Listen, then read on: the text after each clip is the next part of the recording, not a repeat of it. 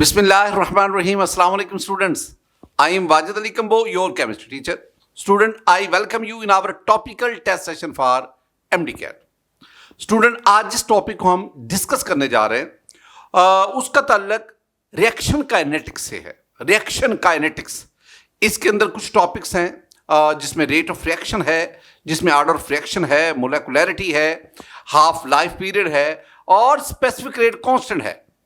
तो आज के इस लेक्चर में हम रिएक्शन काइनेटिक्स, इसका जो यूनिट 7 है, अगर आप MDCAT के अगर आउटलाइन को देखेंगे, और इसका जो फर्स्ट पार्ट है उसको हम डिस्कस करने जा रहे हैं.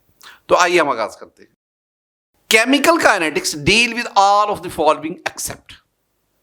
हम केमिकल काइनेटिक्स में या reaction kinetics, this one is a branch of physical chemistry, हम इसमें क्या क्या स्टडी करते हैं.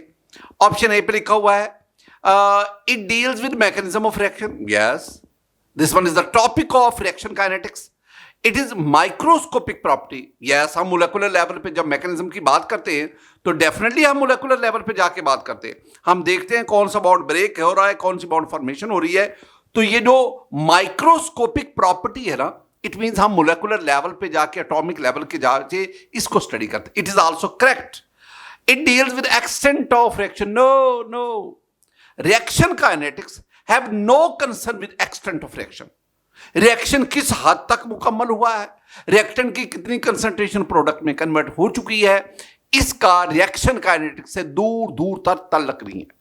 ये जो एक्सटेंट ऑफ रिएक्शन है ना, इसका ताल्लुक जो है ये केमिकल इक्विलिब्रियम से होता है.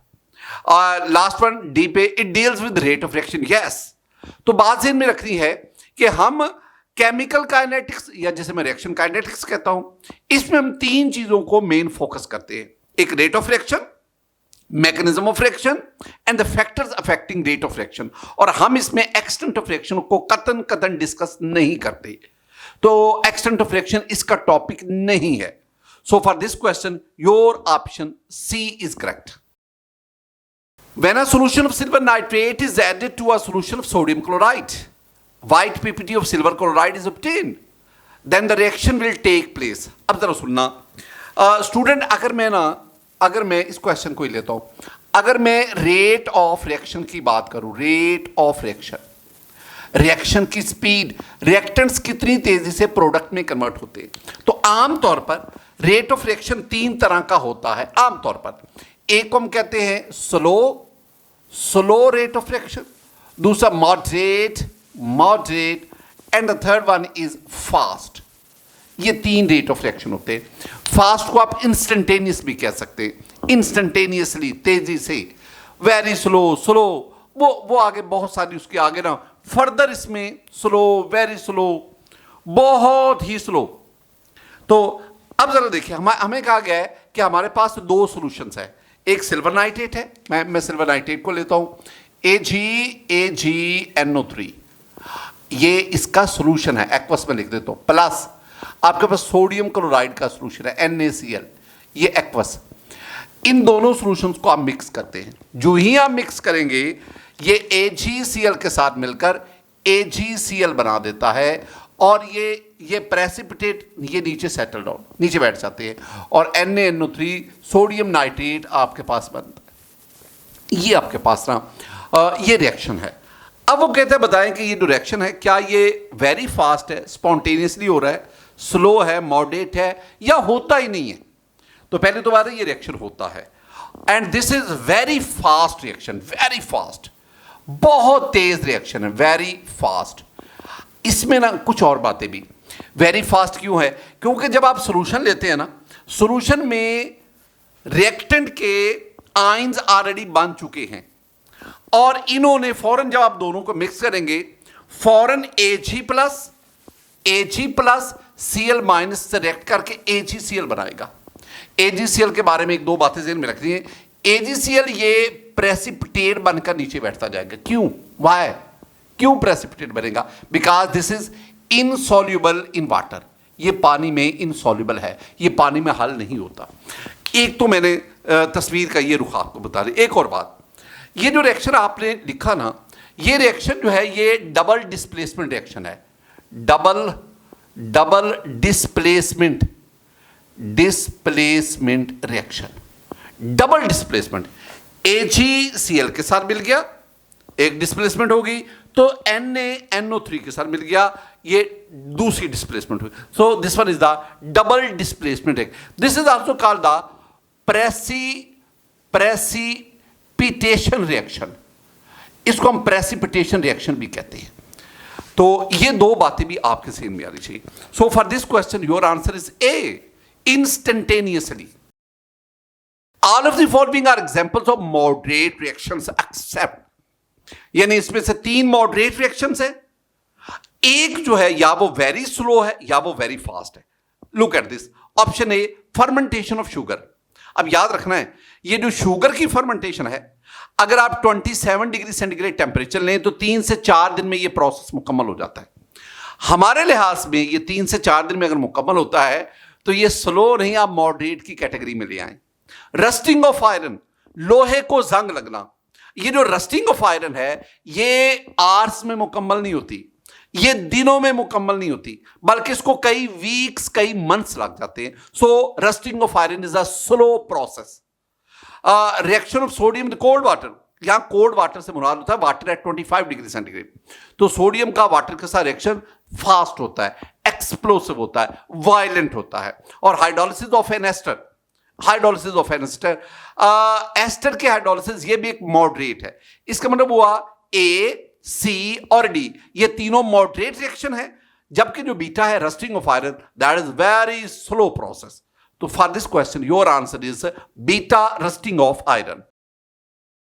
When the change in concentration is 6 × 10⁻⁻⁴ mole per dm cube and time for that change is 10 seconds, the rate of reaction will be very simple, very he simple। देखिए कैसे, आपने ना रेट ऑफ रिएक्शन का equation पढ़ी है, delta C over delta T। अब दोनों चीजें तो उसने बता दी हैं। वो क्या कह रहा है कि ये जो change delta C that is the change in concentration, और चेंज इन कंसंट्रेशन वो कितनी कह रहा है, चेंज इन कंसंट्रेशन वो कहता है 6 × 10⁻⁻⁴ मोल पर। और दूसरी बात वो क्या कहता है कि इस चेंज के लिए टाइम कितना रिक्वायर्ड, कितना टाइम है, वो 10 सेकंड है, वो 10 सेकंड है। ये मोल पर डीएम क्यूब, मोल पर डीएम क्यूब, और नीचे ये सेकंड आ गया। अब ये 10⁻1 है, ये ऊपर जाएगा -1 हो जाएगा, तो ये -4 के बजाय कितना हो जाएगा, -5 हो जाएगा। तो आपके पास फिर ये आंसर क्या आएगा, आंसर आएगा 6 × 10⁻⁻5 मोल पर डीएम क्यूब पर सेकंड। ये आपके पास आ गया। सो for this question your answer is delta 6 × 10⁻⁻5। Which is the correct rate equation deduced from the data given in the table। बहुत खूबसूरत क्वेश्चन है, बहुत खूबसूरत क्वेश्चन। अच्छा एक चीज समझना कि ये जो रेट इक्वेशन है ना, अब मैं ना वो अक्सर मैं कहता हूं समंदर को कूजे में बंद करना। रेट इक्वेशन स्टूडेंट ना, रेट इक्वेशन बाज लोग ना इसको रेट लॉ भी कहते हैं, रेट लॉ। दोनों चीजें यहां आप ध्यान में रखना। रेट इक्वेशन दो तरीकों से आप बना सकते हैं। अच्छा रेट इक्वेशन हमें हेल्प क्या करती, रेट इक्वेशन हमें ना रेट ऑफ रिएक्शन को फाइंड आउट करने, ऑर्डर ऑफ रिएक्शन को फाइंड आउट करने में हेल्प करती। यानी रेट इक्वेशन की मदद से हम क्या मालूम करते हैं, हम ऑर्डर ऑफ रिएक्शन मालूम करते हैं। रेट ऑफ इक्वेशन दो तरीकों से आप मालूम करते हैं। गौर से सुनना कैसे। एक, आपको डाटा दिया जाता है, गिवन डाटा, आप उस डाटा से रेट इक्वेशन खुद कंस्ट्रक्ट करते हैं। दूसरा ना, अगर कोई भी रिएक्शन आपको मैकेनिज्म दिया जाता है और उस मैकेनिज्म में एक से ज्यादा स्टेप्स इन्वॉल्व हैं, तो उन तमाम स्टेप्स में जो स्लो स्टेप होगा, जो रेट डिटरमिनिंग स्टेप होगा, उसमें जो रेट रिएक्टेंट के मॉलिक्यूल्स है ना, उन रिएक्टेंट के मॉलिक्यूल से नंबर ऑफ मोल जो है रिएक्टेंट के, उन रिएक्टेंट के नंबर ऑफ मोल से रेट इक्वेशन को फाइंड आउट कर सकते हैं। ये मैंने दो बातें बताई हैं, ये उस स्टूडेंट को समझ आएगी जिसने अच्छी तरह इसको पढ़ा हुआ है। अच्छा दूसरा क्या है, हम रेट डिटरमिनिंग स्टेप उससे भी रेट इक्वेशन को फाइंड आउट कर सकते हैं। अब यहां पे जो है ये गिवन डाटा से रेट इक्वेशन को हमने कंस्ट्रक्ट करना है, बनाना है। अब ये क्या कह रहा है, अगर आपने वैल्यूज को अच्छी तरह देखें ना गौर से, ये वैल्यूज को देखेंगे तो वो कह रहा है कि आपके पास दो रिएक्टेंट्स हैं, एक X है एक Y है, और दोनों की कंसंट्रेशन आपको 4 मुख्तलिफ एक्सपेरिमेंटेशन हुई, चारों में आप इनकी कंसंट्रेशन को देख लें और फिर आप इनका रेट ऑफ रिएक्शन भी आगे देख लें। अब पहली बात, आपने जो कंसंट्रेशन ऑफ एक्स है, पहले दो एक्सपेरिमेंट की बात कर रहा हूं, कंसंट्रेशन ऑफ एक्स जो है उसको कांस्टेंट रखा 0.1 और दूसरे एक्सपेरिमेंट में भी 0.1, ये दूसरे ऑब्जर्वेशन में भी 0.1। अगर आप y की कंसंट्रेशन को डबल करें, 0.1 से 0.2 किया, अब रेट ऑफ रिएक्शन को देखें, वो 0.02 से 0.04 हो गया। यानी आपने काम क्या किया, ये पहली जो दो ऑब्जर्वेशन है, काम क्या किया, हमने यहां पे कंसंट्रेशन ऑफ एक्स को कांस्टेंट रखा, 0.1 कांस्टेंट रखा। हमने कंसंट्रेशन ऑफ y उसको डबल किया, जब उसको डबल किया तो रेट ऑफ रिएक्शन भी डबल हो गया। तो अब हम क्या करेंगे, हम ये लिखेंगे रेट इक्वेशन कैसे लिखेंगे, रेट दैट्स इक्वल टू के, और यहां पे कंसंट्रेशन ऑफ ए आएगा, यहां एक्स आएगा, और यहां पे कंसंट्रेशन ऑफ वाई। अभी जो हमने किया ना, अब हम कंसंट्रेशन ऑफ वाई का एक्सपोनेंट लेना चाहते, वो कैसे लेंगे। अगर हमने एक्स की कंसंट्रेशन जो है उसको कांस्टेंट रखा, वाई की कंसंट्रेशन डबल की, तो रेट ऑफ रिएक्शन भी डबल हो गया। तो हम इसके ऊपर ना यहां 1 पुट करते, नाम भी लिखो तो अंडरस्टूड 1 लिखा हुआ है। यानी अगर वाई की कंसंट्रेशन को जितने गुना बढ़ाएं, अगर रेट ऑफ रिएक्शन भी उतने गुना बढ़े, तो एक्सपोनेंट क्या आएगा, 1 आएगा। अब आप अगला काम करें, अब आप जरा फोकस करें ऑब्जर्वेशन नंबर 1 और ऑब्जर्वेशन नंबर 3, दोनों को देखिए।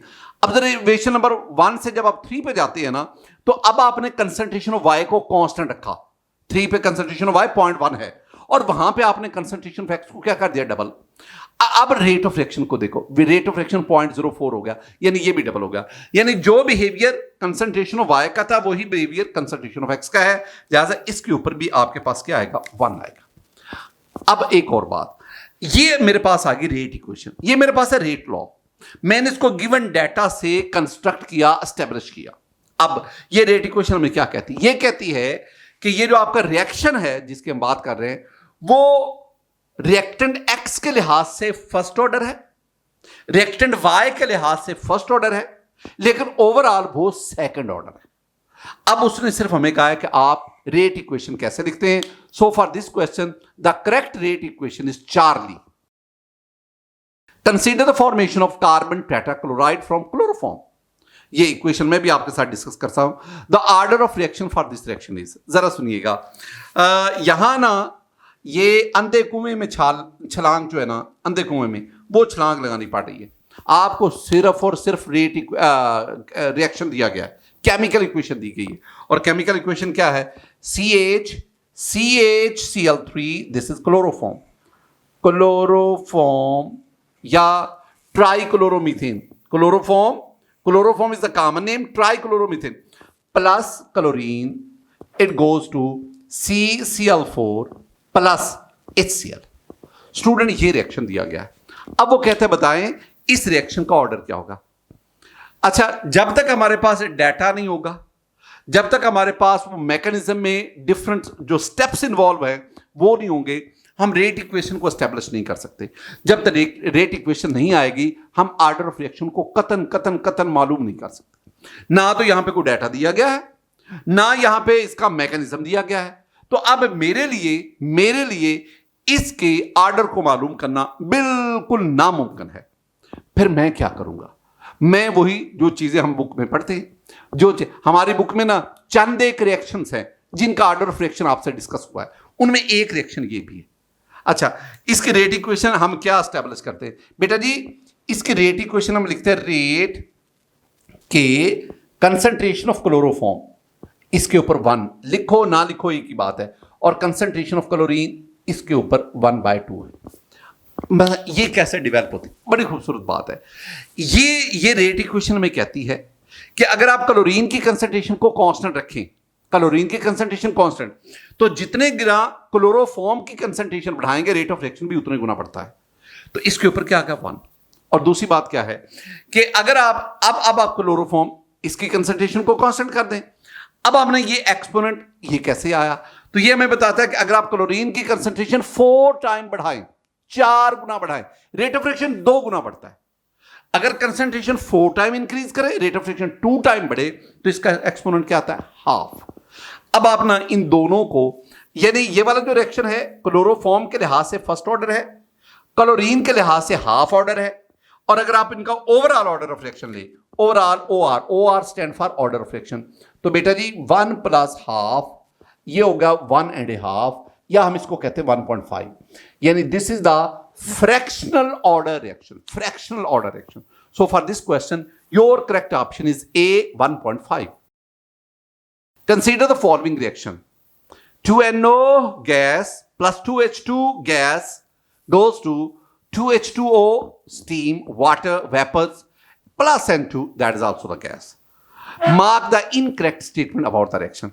अच्छा, बहुत खूबसूरत क्वेश्चन. अगर आपने A और B को देखो ना, at constant concentration of NO rate directly proportional to concentration of H2, यानी H2, एक तो ये बात आ गई. दूसरा बीटा पे eight constant concentration of hydrogen, पहले हमने क्या किया, हमने NO की, दो रिएक्टर है यहां पे, NO और H2, पहले हमने NO की कंसंट्रेशन को कांस्टेंट रखा, तो रेट ऑफ रिएक्शन जो है वो हाइड्रोजन की, यानी जितने गुना कंसंट्रेशन ऑफ हाइड्रोजन को इंक्रीज करेगी उतने गुना रेट ऑफ रिएक्शन बढ़ेगा. यूं रेट इक्वेशन में अगर मैं इसी क्वेश्चन की बात करूं तो भला क्या आ गया, तो इसका मतलब बाबा मैं रेट इक्वेशन लिखूंगा, rate that is equal to K concentration of NO concentration of H2. अब जरा सुनना, वो हमें क्या कह रहा है, दोबारा आप जरा क्वेश्चन की तरफ आए. ए क्या कहता है कि अगर आप NO की कंसंट्रेशन कांस्टेंट रखते हैं, rate directly proportional to concentration, जितने गुना कंसंट्रेशन ऑफ हाइड्रोजन बढ़ाओगे उतने गुना रेट ऑफ रिएक्शन बढ़ेगा. यू रेट इक्वेशन में कंसंट्रेशन ऑफ हाइड्रोजन का जो एक्सपोनेंट होगा वो 1 होगा. अब दूसरी बात, at constant concentration of hydrogen, अब हमने हाइड्रोजन की कंसंट्रेशन को कांस्टेंट कर दिया. Now the rate is directly proportional to concentration of NO raise power 2.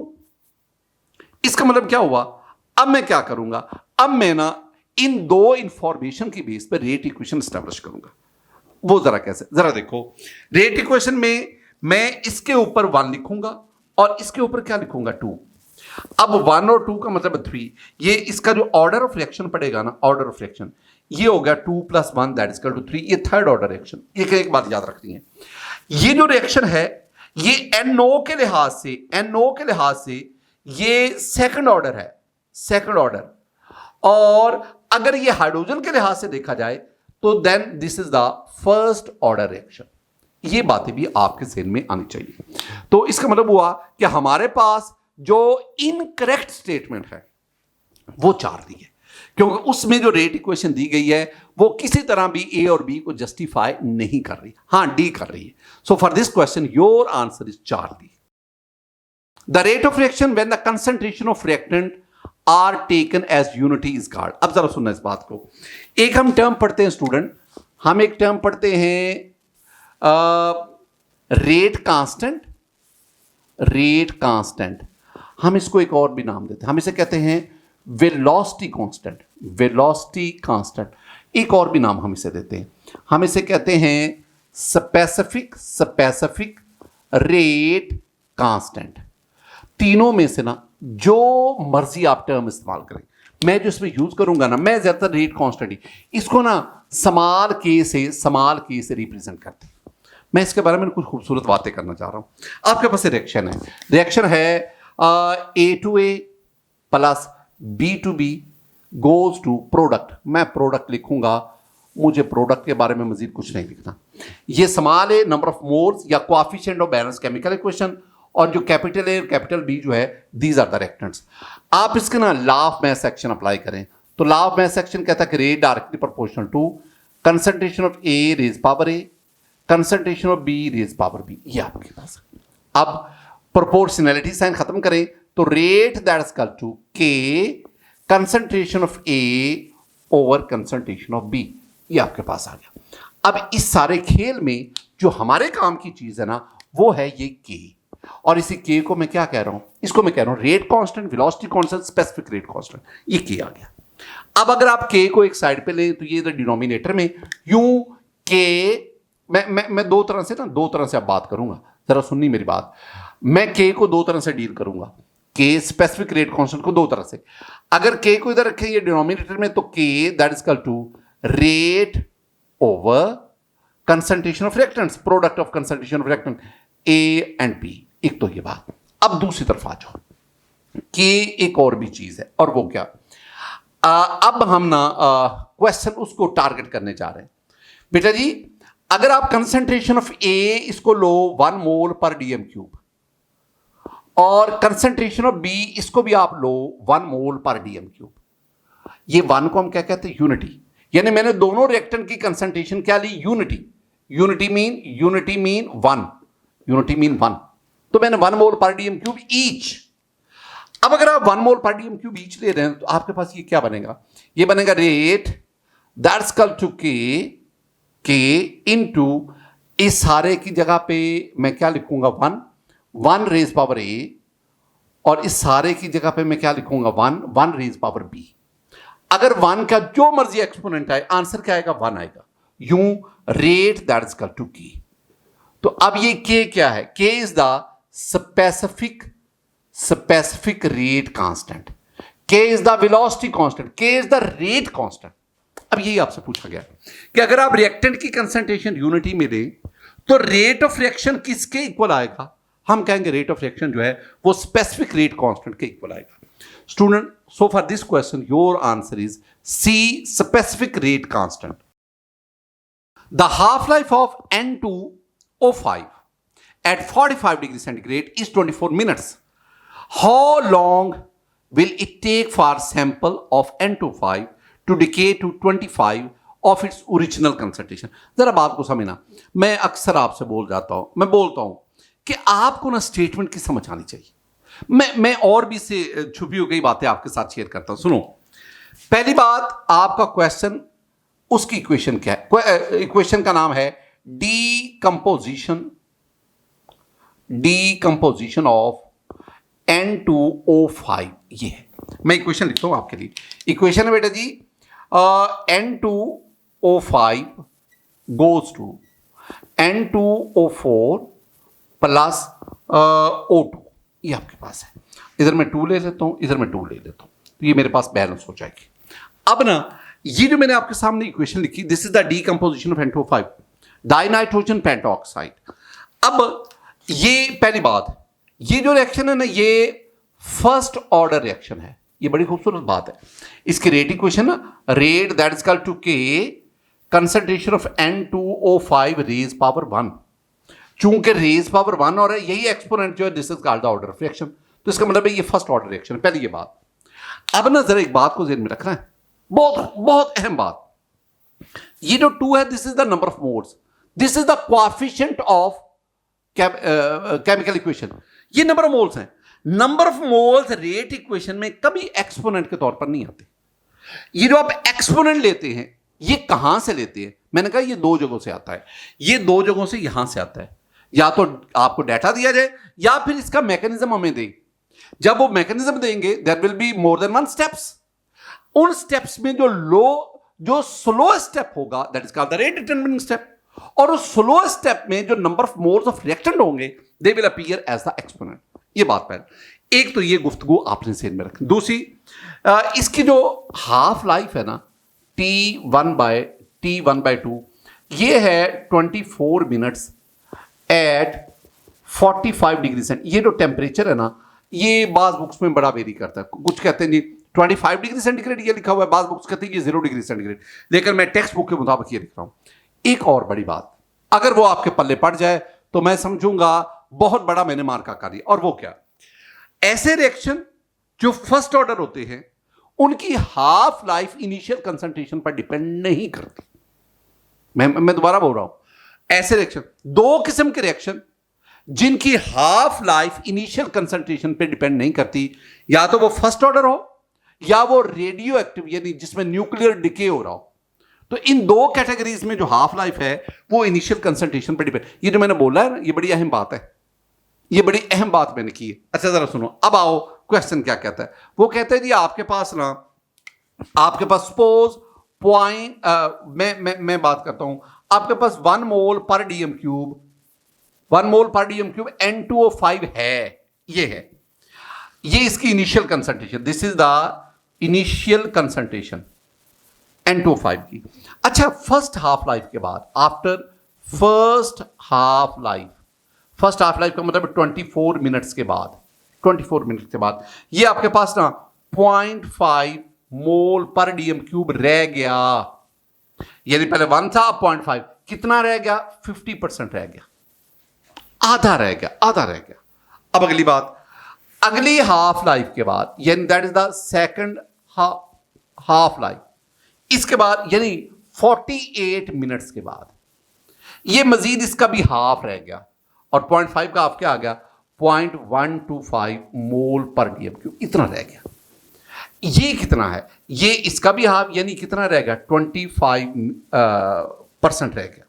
अब यही क्वेश्चन उसने कहा है, उसने कहा ये जो रिएक्शन है इसकी हाफ लाइफ 24 मिनट्स है, तो बताओ कितने टाइम के बाद ये 5% बाकी बच जाएगा उससे जो आपने इनिशियल कंसंट्रेशन ली। तो हम कहते हैं 2 हाफ लाइफ के बाद, और एक हाफ लाइफ कितनी है? 24 मिनट, दूसरी हाफ लाइफ भी कितनी है? 24 मिनट। तो कितने टाइम के बाद? 48 मिनट्स के बाद। सो for this question your answer is 48, I mean D. The rate constant K is 0.693 per minute. The half life for first order reaction will be, एक इक्वेशन है, ये तो सिंपल एक इक्वेशन है, एक रिलेशन, उसको आपने पढ़ना है। रिलेशन क्या है स्टूडेंट? रिलेशन है कि half life of first order reaction that is equal to 0.693 over K. अब ये रिलेशन तो आपको याद करना है ना। अब इसमें के उन्होंने दे दिया है, उन्होंने कहा जो आपका के है ना, के जो है स्पेसिफिक रेट कांस्टेंट, ये है 0.693, इतना है। तो अब आपने काम क्या करना है, जहां पे के लिखा है ना उसकी जगह 0.693 लिख दे, ऊपर भी 0.693, के की जगह भी 0.693, दोनों कट हो जाएंगे तो आपके पास आंसर क्या आएगा? 1। तो इसका मतलब है कि आपके पास जो इस क्वेश्चन है इसका आंसर है ए 1 minute. If a reaction with half life 69.3 second has a rate constant value of 102 per second, the order of reaction is। अब ना ये जितना कुछ लिखा है ना, मुझे सारी स्टेटमेंट से कोई गर्ज नहीं, मुझे सिर्फ एक वर्ड से, एक फ्रेज से गर्ज है, और वो क्या है? वो कह रहा है जी कि स्टेटमेंट को गौर से देखोगे ना, वो जो पिछले ना हाफ है, मुझे उससे कोई गर्ज नहीं, मुझे है रेट कांस्टेंट वैल्यू। वो कहते हैं, वो कह रहा है जी जो रेट कांस्टेंट है बेटा जी, रेट कांस्टेंट को मैं क्या कह रहा हूं? के। बड़े क्वेश्चन इससे रेलेवेंट आ रहे हैं, वो है 102 पर सेकंड। चलें यहीं पर सेकंड ले लें, पर सेकंड। अब वो कहता है बताएं इसका ऑर्डर ऑफ रिएक्शन क्या है? ऑर्डर ऑफ रिएक्शन क्या हो? मैंने सिर्फ ना इतनी ही खोज लगानी है, और भला क्या है कि मेरे पास ना जो 0 ऑर्डर, फर्स्ट, सेकंड, थर्ड, ये जो मुख्तलिफ ऑर्डर ऑफ रिएक्शन है ना, हर ऑर्डर ऑफ रिएक्शन के लिए के के यूनिट्स अलग होते हैं, के के यूनिट्स अलग होते हैं। ये जो पर सेकंड है ना, पर second, these are units of K for first order reaction. तो फर्स्ट ऑर्डर रिएक्शन के लिए के यूनिट क्या है? पर सेकंड। तो मैंने इनडायरेक्टली सिर्फ और सिर्फ रेट कांस्टेंट के यूनिट से मैंने ऑर्डर ऑफ रिएक्शन को फाइंड आउट कर लिया। तो सो for this question your answer is very simple, that is Charlie 1। Unit of के, यहां के से मुराद है specific rate constant, rate constant. In second order reaction is, मुझे ऑप्शन से गर्ज नहीं है, मैं कुछ आपको इंफॉर्मेशन दे रहा हूं स्टूडेंट। ये जो आपके पास के है ना, के समाल लिखा हुआ है, ये जैसे मैं बार बार क्या कर रहा हूं, मैं कह रहा हूं ये है रेट कांस्टेंट। मैं इसे क्या कह रहा हूं? मैं कह रहा हूं this is the specific rate constant, specific rate cost. बार बार लिख रहा हूं ताकि आपको मैं याद। मैं ना आगे बढ़ने से पहले ना 3 बातें इसके बारे में करना चाहता हूं, 3 बातें। पहली बात ये ना, अब मैं कई चीजों को समराइज करता जा रहा हूं। लेक्चर में हम बिखेरते हैं चीजों को, अब मैं उन चीजों को इकट्ठा करता जा रहा हूं, जहां जरूरत है वहां उनको आपको याद करवाने की कोशिश कर रहा हूं। मैं आपसे कहता हूं के बारे में ये 3 बातें भी अपने इल्म में, नॉलेज में याद कर लो, ऐड कर लो। पहली बात, के जो है it's value depends upon temperature. ये टेम्परेचर डिपेंडेंट है, आपसे एमसीक्यू पूछा जा सकता है, डिपेंडेंट। दूसरी बात, K Arrhenius equation, ARRHENIUS, Arrhenius equation, वो हमें के बारे में बताती। K that is equal to AE minus EA over RT। इसमें जो के है that is the rate constant. 2 बातें होगी। तीसरी बात, what is the unit of K? This one is very important, बहुत अहम बात है। यूनिट्स ऑफ के। क्या के कोई स्पेसिफिक यूनिट होते हैं? आंसर है no no no. The unit of K depends upon order of reaction. तो unit of K they depends upon order of reaction. हर ऑर्डर ऑफ रिएक्शन के लिए के यूनिट डिफरेंट होते हैं। मैं आपको एक जनरल फार्मूला देता हूं, और जनरल फार्मूला क्या है? जनरल फार्मूला है यूनिट्स ऑफ के। अच्छा देखो क्या है यूनिट्स ऑफ के? आपके पास है concentration 1 minus n is the order of reaction, और पर टाइम -1। ये सिर्फ इतना याद कर लो, इतना याद करो। एन क्या है? N is the order of reaction. अब कंसंट्रेशन आप क्या लेते हैं? कंसंट्रेशन हम लेते हैं मोल पर डीएम क्यूब। तो मेरे पास क्या आ जाएगा? मोल पर डीएम क्यूब। ये मैंने किसकी जगह पे लिखा है? ये मैंने कंसंट्रेशन की जगह पे लिखा 1 माइनस एन, और टाइम आप सेकंड में लें, मिनट में लें, आवर्स में लें, जो आपकी मर्जी। चलो मैं सेकंड की बात कर लेता हूं, तो ये आ जाएगा पर सेकंड। ये आ गया। अब एक और बात आ गई, अगर मैं सेकंड ऑर्डर की बात करूं, सेकंड ऑर्डर, तो फॉर सेकंड ऑर्डर, ये मैं तो स्टेटमेंट को ओबे करूंगा ना, फॉर सेकंड ऑर्डर रिएक्शन। अच्छा, यानी आपके पास n क्या आ गया? 2 आ गया। यहां पे 2 पुट करें तो 1 minus two that is equal to -1। इसके ऊपर -1 आ गया। बेटा जी जब यहां पे -1 आएगा तो आपके पास क्या बच जाएगा? ये मोल -1 हो जाएगा, और ये -3 उस -1 से मल्टीप्लाई करके dm3 हो जाएगा, और पर सेकंड ये तो अलग है। ये क्या है? दीज आर यूनिट्स ऑफ के। किसके लिए? For second order reaction. अगर आप फर्स्ट ऑर्डर रिएक्शन की बात करते हैं, फर्स्ट ऑर्डर के लिए यहां 1 पुट करेंगे, 1 minus 1 that is equal to 0, और किसी बेस का अगर एक्सपोनेंट 0 होगा तो वो 1 के बराबर है। इसका मतलब ये सारा खत्म हो जाएगा, और फर्स्ट ऑर्डर के लिए आपके पास क्या यूनिट्स आएंगे? पर सेकंड आएंगे। थर्ड ऑर्डर के लिए यहां पे 3 पुट करें, 0 ऑर्डर के लिए यहां पे 0 पुट। जब आप 0 ऑर्डर के मैं जरा ला for 0 order reaction, 0 order reaction के लिए क्या करोगे? n is equal to 0, n is equal to 0, यहां 0 पुट करो, 1 माइनस 0 दैट इज इक्वल 1, यही आ गया मोल पर डीएम क्यूब पर सेकंड। ये किसके लिए? These are units of K for 0 order reaction. अच्छा, ये तो हम रेट ऑफ रिएक्शन के भी यूनिट्स पढ़ते हैं, तो इसका मतलब क्या हुआ? बात क्या याद रखनी? 0 ऑर्डर रिएक्शन के लिए रेट ऑफ रिएक्शन और के दोनों के यूनिट्स क्या होते हैं? सेम होते हैं। ये आपसे एमसीक्यू भी पूछा जाता है। लेकिन फिलहाल जो हमारा ये था कि सेकंड ऑर्डर रिएक्शन के लिए के यूनिट्स क्या होंगे, तो सेकंड ऑर्डर रिएक्शन के लिए के यूनिट जो है ना, अगर आप इसको देखेंगे तो सेकंड ऑर्डर रिएक्शन के लिए के यूनिट डी है, डेल्टा।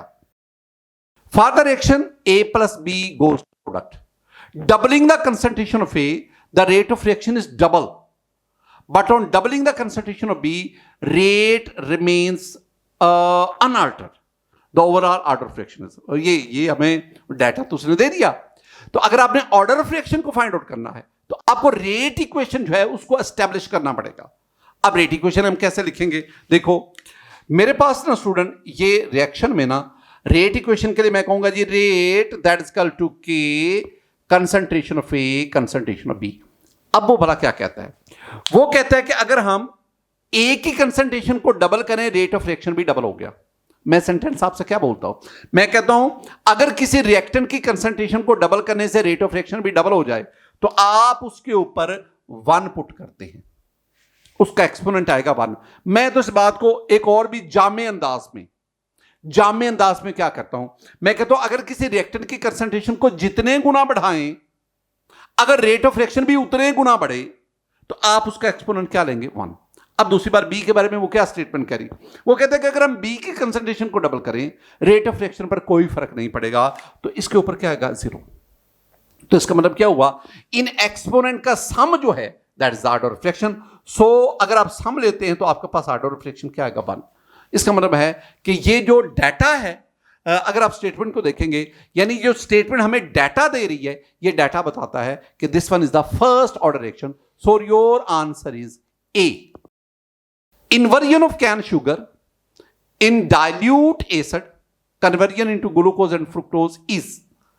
पहले ना ऑप्शन की तरफ नहीं जाना, आप इस लफ्ज को तो पढ़ो ना, इन्वर्जन ऑफ कैन शुगर को तो जरा देखो। स्टूडेंट जरा ना अब आपने अपने दिमाग को खोलना है।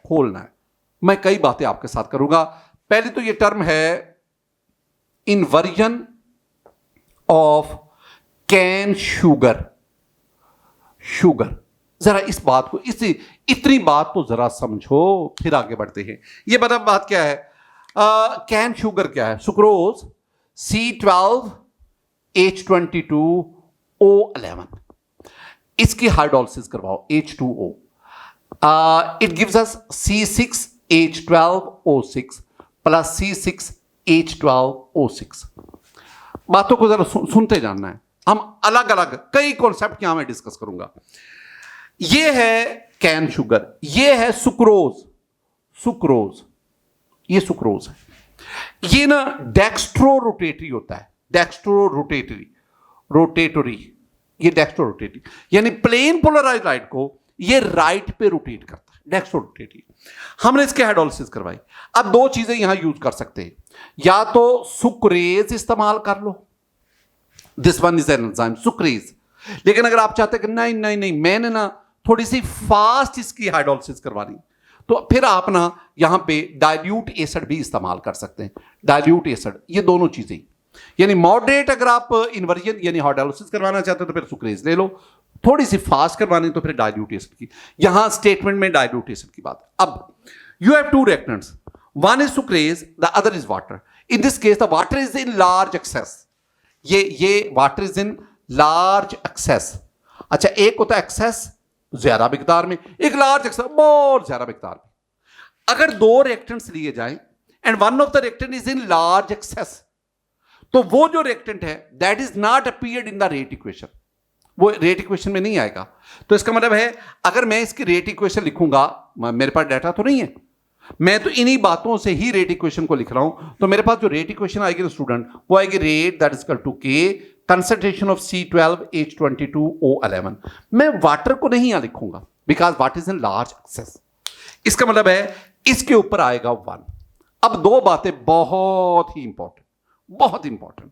पहली बात, नंबर 1, अगर मैं इसका ऑर्डर ऑफ रिएक्शन लिखूं तो वो कहते हैं जी रेट इक्वेशन में जो एक्सपोनेंट आता है वो order of reaction, this is the first order reaction. एक और टर्म है दैट इज मोलेकुलरिटी। टाइम मिले ना आपको तो आपने ऑर्डर ऑफ रिएक्शन और मोलेकुलरिटी दोनों में डिफरेंस को याद करना है। अब मोलेकुलरिटी क्या होता है? The number of reactant molecule participate in rate determining step. तो वो तो साफ मैकेनिज्म आएगा तो पता चलेगा ना। लेकिन रिएक्टेंट के यहां दो मॉलिक्यूल्स हैं, एक है सुक्रोज का मॉलिक्यूल, एक है वाटर का मॉलिक्यूल। तो इसका मतलब है चूंकि दो मॉलिक्यूल हमें इक्वेशन में नजर आ रहे हैं, लिहाजा इसकी मोलेकुलरिटी क्या होगी? इस मोलेकुलरिटी होगी 2। और ऐसा रिएक्शन जिसकी 2 मोलेकुलरिटी हो उसे हम कहते हैं बाई मोलेकुलर। तो आपका आंसर आएगा, ये ऑर्डर इसका 1 है और ये बाई मोलेकुलर है, इसकी मोलेकुलरिटी 2 है। एक और भी चीज, ये इन्वर्जन क्या है? इन्वर्जन का मतलब क्या है? मैंने कहा ना आपके पास ये जो सुक्रोज है ये डेक्स्ट्रो रोटेटरी है। जो दो प्रोडक्ट बने ना, दोनों का फार्मूला मैंने सेम लिख दिया, हाँ लिखना है। एक है ग्लूकोज और एक है फ्रुक्टोज। अब ये जो ग्लूकोज होता है ये डेक्स्ट्रो रोटेटरी होता है, फ्रुक्टोज लीवो रोटेटरी है। लेकिन अब ये डेक्स्ट्रो रोटेटरी इन दोनों में कन्वर्ट हो गया, तो इसमें एक डेक्स्ट्रो है दूसरा लीवो है। लेकिन याद रखना फ्रुक्टोज की लीवो रोटेटरी जो कैपेसिटी है वो इसकी डेक्स्ट्रो रोटेटरी से ज्यादा है। तो इसका मतलब है ओवरऑल इस मिक्सचर में से ये जो रेसमिक मिक्सचर आपके पास बनेगा ये प्लेन पोलराइज्ड लाइट को लेफ्ट पे रोटेट करेगा। रिएक्टेंट राइट साइड पे, प्रोडक्ट लेफ्ट साइड पे, प्लेन पोलराइज्ड लाइट इन्वर्ट हो रही है, उलट रही है, इसलिए हम लफ्ज का यूज करते हैं इन्वर्जन ऑफ कैन। तो कैन शुगर का इसमें कन्वर्ट होना, जहां पे जाके प्लेन पोलराइज्ड लाइट की जो डिफ्लेक्शन डायरेक्शन वो चेंज हो जाती है, इसलिए हम टर्म क्या इस्तेमाल करते हैं? Inversion. So for this question student your correct option is Charlie by molecular reaction. Half life of 10 gram of radioactive isotope is 10 days। Radioactive isotope half life उसकी 10 ग्राम लेके 10 days। Half life of 20 gram is, जरा सुनना मैं क्या कहता हूं। Students मैंने कुछ बातें पहले भी आपसे डिस्कस की, मैं दोबारा करता हूं कि ये जो हाफ लाइफ है ना, हाफ लाइफ ये होती है half life of any order of reaction is directly is inversely proportional to initial concentration raise power one less order of reaction. ये ना द रिलेशनशिप बिटवीन, ये जो मैंने लिखा है ना, this is the relationship between half life and initial concentration. ये क्या है? ये है relationship between half life and A. What is A? A is the initial concentration of reactant. अब जरा सुनना मैं क्या कह रहा हूं। मैं आपसे कहूंगा कि अगर आप दो रिएक्शंस लें, दो तरह के रिएक्शंस लें, एक जिनकी जो फर्स्ट ऑर्डर हो, first order reaction, number two दूसरे जिसमें रेडियो एक्टिव ये डिके हो, यानी radio active decay disintegration reaction जहां पर न्यूक्लियस की डिसइंटीग्रेशन जिसमें से रेडिएशन एमिट हो रही है। अब ये जो दोनों टाइप के रिएक्शन है ना, इनकी हाफ लाइफ इनिशियल कंसंट्रेशन पर डिपेंड नहीं करती। This one is very important. यानी ये जो दोनों कैटेगरीज हैं, इनकी जो हाफ लाइफ है T1/2 half life does not depend upon initial concentration. A पे डिपेंड नहीं करती इनिशियल कंसंट्रेशन। अच्छा, मतलब क्या है इसका? दो बातें फिर मैं बातें गिन के आपको बता रहा होता। पहली तो बात ये है ना कि अगर आप फर्स्ट ऑर्डर की बात करें तो n is the order of reaction, 1 - 1 that is equal to 0, और किसी भी बेस का एक्सपोनेंट 0 होगा तो वो 1 के बराबर।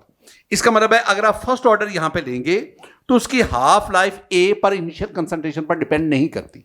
यही मैंने बात लिखी, और यही बात किसके लिए? रेडियो एक्टिव डिसइंटीग्रेशन रिएक्शन के लिए। अब ना इसका मतलब क्या है कि हाफ लाइफ इनिशियल कंसंट्रेशन पर डिपेंड नहीं करती। अभी जो क्वेश्चन है उसमें वो क्या कह रहा है कि आपके पास एक रेडियो आइसोटोप्स है, वो आपने 10 ग्राम लिया। अब जरा सुनना, आपके पास एक रेडियो आइसोटोप्स है, वो आपने 10 ग्राम लिया। अब इसकी 10 ग्राम जब, this is the initial concentration, और इसकी हाफ लाइफ कितनी आ गई? 10 डेज, यानी 10 दिन के बाद ये आपके पास 5 ग्राम बच जाएगा। 5 ग्राम डाटर एलिमेंट्स में कन्वर्ट हो जाएगा। ये इनिशियल है। अब वो कहता है जी अगर मैं 20 ग्राम लूं, अब वो इनिशियल कंसंट्रेशन कितनी दे रहा है? 20 ग्राम। तो बताता है अब बताओ हाफ लाइफ क्या होगा? तो मैंने अभी आपसे क्या कहा कि आप इनिशियल कंसंट्रेशन 10 ग्राम लें, 20 ग्राम लें, 100 ग्राम लें, 1 ग्राम लें, 0.1 ग्राम लें, इसकी हाफ लाइफ 10 दिन ही रहेगी, 10 डेज ही रहेगी। यानी इनिशियल कंसंट्रेशन चेंज करने से हाफ लाइफ पर कोई फर्क नहीं पड़ता। यही तो मैं कह रहा हूं। तो इसका मतलब क्या हुआ? For this question your answer is Charlie, 10 days. When concentration of reactant is double, the rate of reaction becomes half. The order of reaction with respect to that substances. बहुत खूबसूरत क्वेश्चन, कंसेप्चुअल क्वेश्चन, ऐसा question जिसको समझना मुश्किल है, लेकिन हम कोशिश करते हैं। When concentration, ये ना ये अंदाजे से नहीं होगा, या अंदाजा अगर लगाना है ना तो फिर आपका विजन बहुत हाई होना चाहिए। मैं पहले आपको अंदाजा लगवाता हूं कैसे। लिखा when the concentration of reactant is double, एक रिएक्टेंट की कंसंट्रेशन डबल की, रेट ऑफ रिएक्शन जो है वो हाफ हो गया। अगर अब सुनना, मैं ऑप्शन सारे ना चारों यहां पे देखता हूं। अगर कंसंट्रेशन डबल करने से रेट ऑफ रिएक्शन पर कोई फर्क ना पड़ता तो इसका ऑर्डर होना था 0, फिर ऑप्शन ए होना था। अगर कंसंट्रेशन डबल करने से रेट ऑफ रिएक्शन जो है वो भी डबल हो जाता तो फिर इसका आंसर होना था डी, फर्स्ट ऑर्डर रिएक्शन। अगर इसकी कंसंट्रेशन 4 गुना बढ़ाने से रेट ऑफ रिएक्शन डबल होता, 2 गुना बढ़ता, तो फिर इसका आंसर होना था चार्ली। लेकिन अब वो क्या कह रहा है? हमने कंसंट्रेशन को डबल किया, रेट ऑफ रिएक्शन आधा रह गया। इसका मतलब है इसके जो ऑर्डर आएगा वो क्या आएगा? -1 बीटा। ये तो मैंने आपको आंसर बता दिया। ये तो मैंने आपको, अगर आपकी अच्छी ग्रिप है इन चीजों पर तो आप फौरन इस तरह, जैसे मैं बोल रहा था, आप इस तरह अपने आंसर की तरफ बढ़ सकते हैं, ऑर्डर ऑफ रिएक्शन को फाइंड आउट कर सकते हैं। लेकिन एक और मैं तरह से आपको मैथमेटिकली भी बात समझाता हूं। देखो मेरे पास ना यहां पे 2 चीजें हैं। ये मेरे पास नया क्वेश्चन आ गया। पहली चीज है R2 rate of reaction over R1 that is equal to C2 over C1 और N क्या है? N is the order of reaction, यही मैं फाइंड आउट करना चाहता हूं।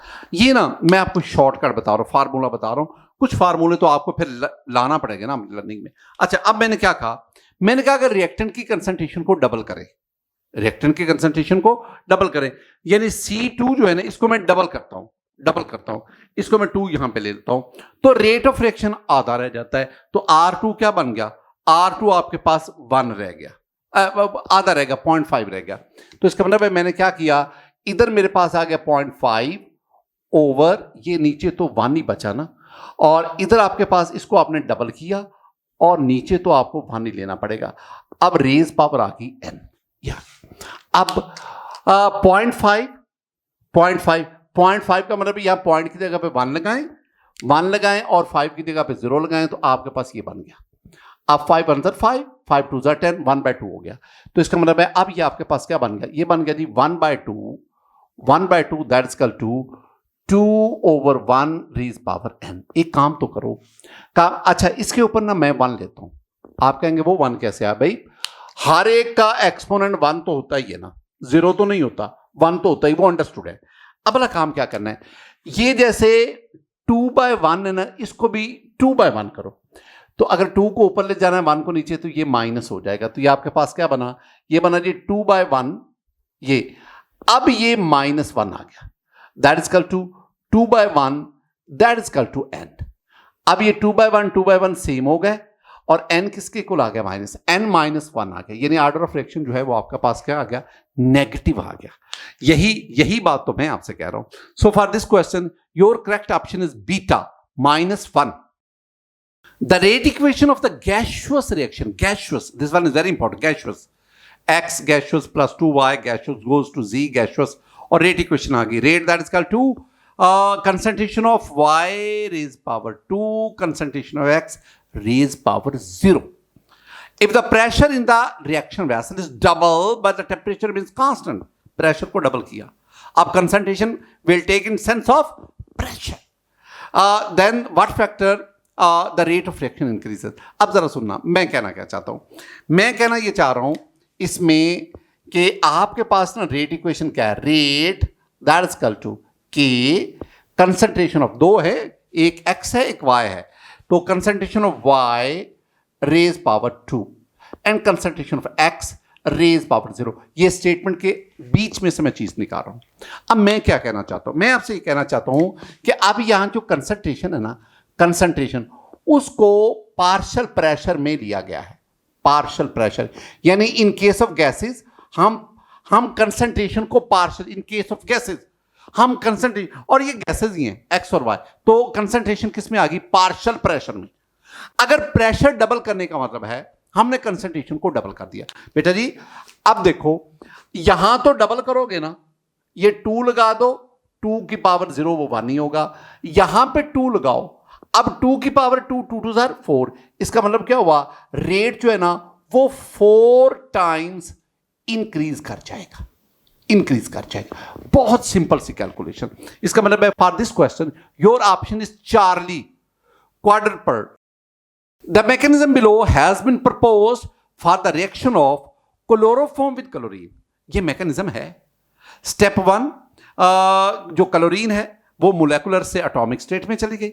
स्टेप 2 आपके पास हाफ क्लोरीन, ये आपके पास ये क्लोरोफॉर्म के साथ मिली तो आपके पास CCl4 HCl बना, और फिर CCl3 और HCl बना, और CCl3 एक और क्लोरीन के साथ मिला तो आपके पास CCl4 बना। ये 3 स्टेप्स इन्वॉल्व हैं, 3 स्टेप्स। ओवरऑल रिएक्शन बड़ा क्या है, मैं जरा ओवरऑल रिएक्शन लिखता हूं, जरा सुनना। ओवरऑल रिएक्शन जो स्टूडेंट आपके पास है ना, ओवरऑल वो है CHCl3 plus Cl2 goes to CCl4 plus HCl। ये है रिएक्शन। अब मैंने क्या कहा कि हमें इस रिएक्शन की रेट इक्वेशन चाहिए। भाई रेट इक्वेशन जो है that is equal to K concentration of CHCl3 और Cl2, ये आ गई। अब बहुत अहम इक्वेशन, अहम पॉइंट, मैंने आपसे कहा कि जो आप रेट इक्वेशन लेते हैं ना, ये वाली, ये दो तरह से आप ले सकते हैं। अगर आपके पास या तो डाटा दिया जाए, डाटा से आप खुद कंस्ट्रक्ट करते हैं, यानी इसके ऊपर एक्सपोनेंट मालूम करते हैं, और दूसरा क्या है, आपके पास मैकेनिज्म दिया जाए। मैकेनिज्म। अब इस केस में, इस एमसीक्यू में हमें मैकेनिज्म दिया गया है। वो जो रिएक्शन है ना, दैट्स कंप्लीट इन 3 स्टेप्स। अब उन तीनों स्टेप्स में you have to find the rate determining step, और रेट डिटरमिनिंग स्टेप में जो रिएक्टेंट के नंबर ऑफ मोल्स होंगे वो एक्सपोनेंट की सूरत में अपीयर होंगे। ये बात को पिक कर लो जो मैंने बोला। अब आप इन तीनों में आए, ये जरा दोबारा देखो। अगर आप इस तीनों में आएंगे ना, तो जो स्टेप 1 है उसका रेट देख लो, K1 4.8 क्रॉस 10⁻3। स्टेप 2 उसका रेट 1.3 क्रॉस 10⁻²। और जो स्टेप 3 उसका रेट 2.7 क्रॉस 10⁻²। इसका मतलब इन तीनों में से जो स्लोएस्ट स्टेप है वो सेकंड है। और सेकंड स्टेप में रिएक्टेंट के मोल्स देखो, आपके पास क्लोरोफॉर्म के कितने मोल्स आ रहे हैं? क्लोरोफॉर्म का 1 मोल आ रहा है। और आपके पास क्लोरीन के कितने मोल आ रहे हैं? हाफ। तो आप क्या करोगे? आप क्लोरोफॉर्म के ऊपर 1 पुट करोगे, आप क्लोरीन के ऊपर हाफ पुट करोगे, और 1 और हाफ दोनों का सम लेकर आपके पास क्या आएगा? Order fraction. So for this question the correct rate law, the correct rate equation, that is beta rate, that is equal to concentration of chloroform and concentration of chlorine raised power half. Student, ये था हमारा आज का lecture. इसमें हमने ना reaction kinetics उसका पहला जो है ना फर्स्ट हाफ इसको कवर किया। जितने से रेलेवेंट क्वेश्चन थे वो सारे मैंने आपके साथ डिस्कस किए। मेरी दुआएं हमेशा आपके साथ रहती। अल्लाह ताला आप पर फजल फरमाए। और मैं एक और भी बात आपसे करता हूं कि रोशनी फैलाने की, इल्म की रोशनी फैलाने की समझ में आप मेरा साथ दें। आप हमारे इस चैनल को सब्सक्राइब करें, लाइक करें। आपके कमेंट्स में सारे पढ़ता हूं। इसके अलावा हम इसको फेसबुक पर भी, और साथ ही साथ हम इंस्टाग्राम उस पर भी इसको शेयर कर रहे होते हैं। हम चाहते हैं ये चीज़ें जो है, जितना कुछ हमें आता है वो आप तक जाए, वो लोगों तक जाए, वो स्टूडेंट के लिए आसानियां पैदा